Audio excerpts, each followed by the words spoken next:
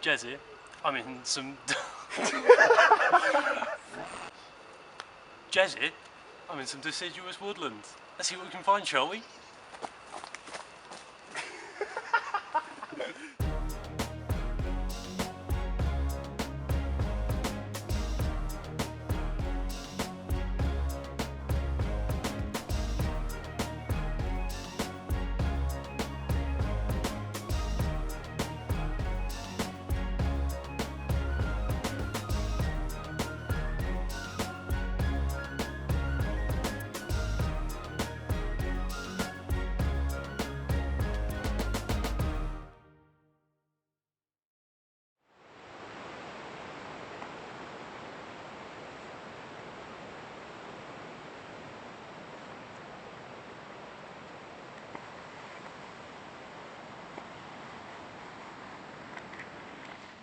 Today's fungus is a great edible for beginners. It's a common and reliable find that you can usually see growing out of rotting trees. This is Polyporus squamosus, the dryad saddle. What's a dryad? And why do they need saddles? Well, in Greek myth and folklore, a dryad is a spirit that inhabits trees. And if said tree had a nice cosy mushroom growing out of it, I'm sure they wouldn't hesitate to take a seat. It's pretty cosy.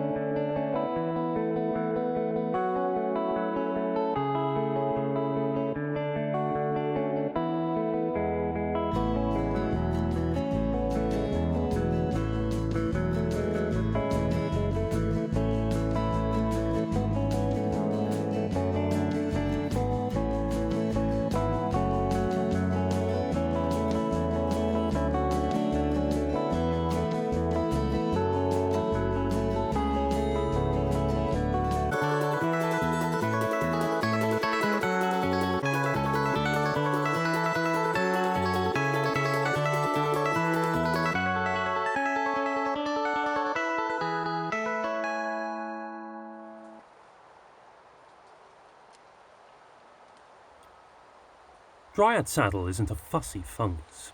It grows on all kinds of deciduous trees, notably sycamore, beech and ash, from early spring to late summer. Another name for this mushroom is the pheasant-back fungus, for its yellow, creamy and brown coloration, kind of similar to a pheasant's feathers. Instead of gills, dryad saddles have white paws underneath the cap, making them hard to confuse with any other mushroom.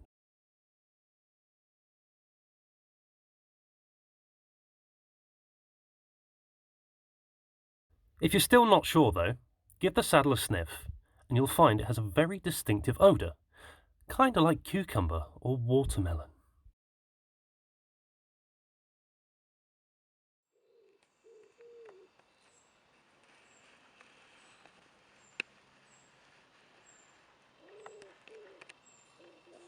You will have to beat the bug to them though. Dryad saddle is very popular with a lot of animals, so don't pick any that are too old, like this.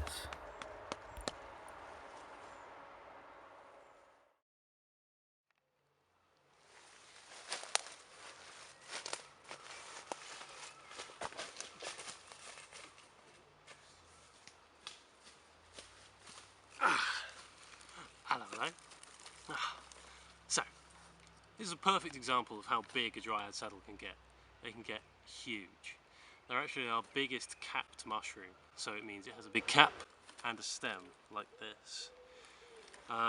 This one is a bit too old and maggoty to eat, to be honest.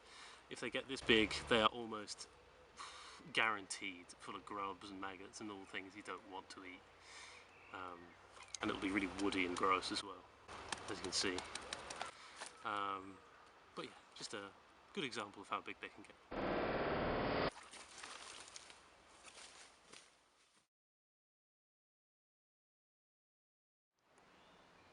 Saddles grow very quickly, going from this to this in just a day or two.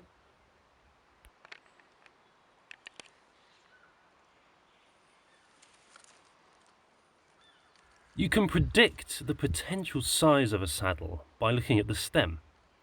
If it's thick and woody, come back in a couple of days and it'll have grown massive.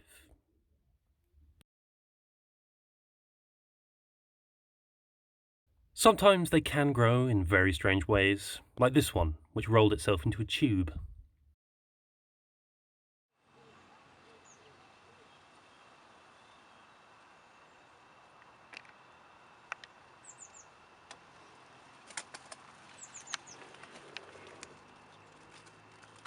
So how does it taste?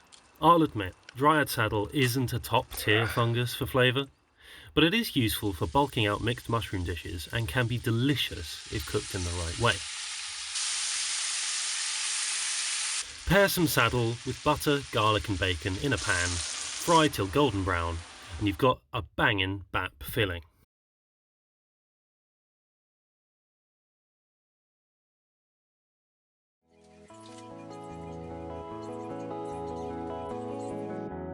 After huffing your find, trim the woodier parts of the mushroom near the stem and slice how you like. Being quite tough, dryad saddle can withstand more intense cooking than the average mushroom, so we're going to marinate this to soften it up a little. If you're wondering, cooking does get rid of that watermelon smell. Generally, it's just quite mushroomy once you cook it. First, give them a quick fry in oil and leave to cool.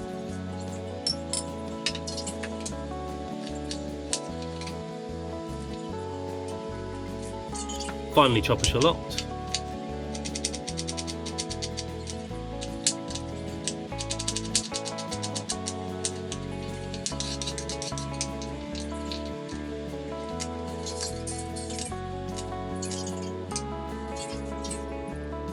Crush and peel a few cloves of garlic.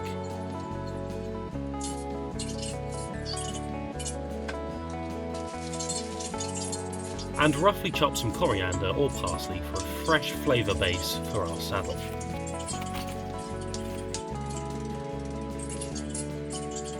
Get yourself some ginger paste or fresh ginger, some chipotle chili sauce and olive oil.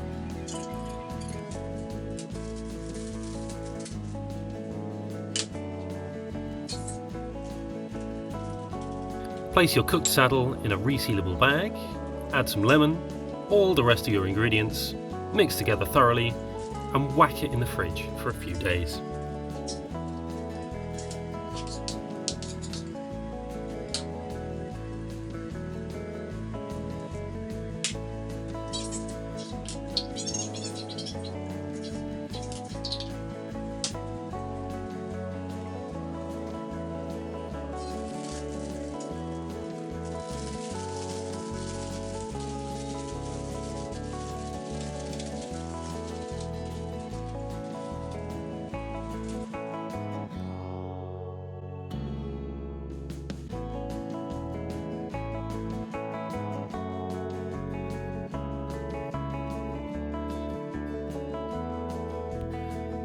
When the mushies are nicely marinated, heat some oil in the pan and remove the mushrooms from the bag.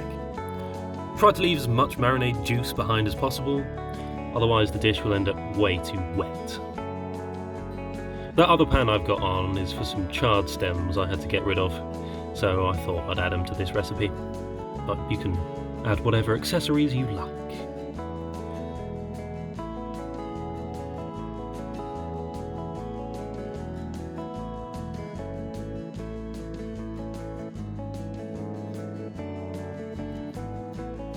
Give the saddle a good fry on medium heat. They should start to smell delicious already.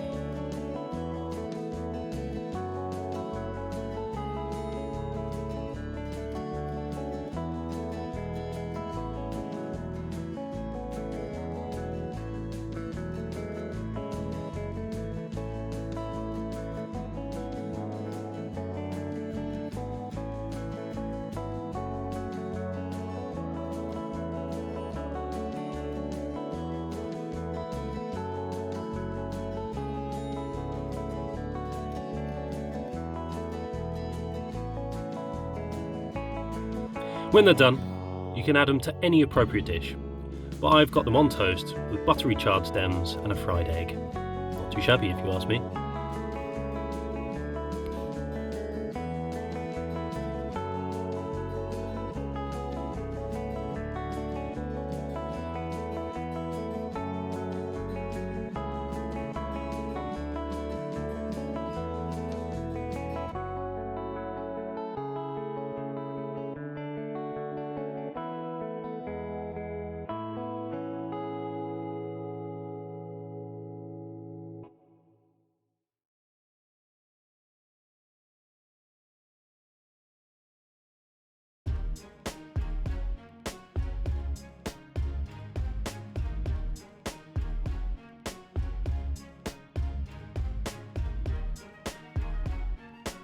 As I mentioned, Dryad saddle is great for novice foragers because of its distinctive and unmistakable features, size, abundance, and versatility in the kitchen. Next time, I'll be setting my sights on some tree meat, so stay tuned.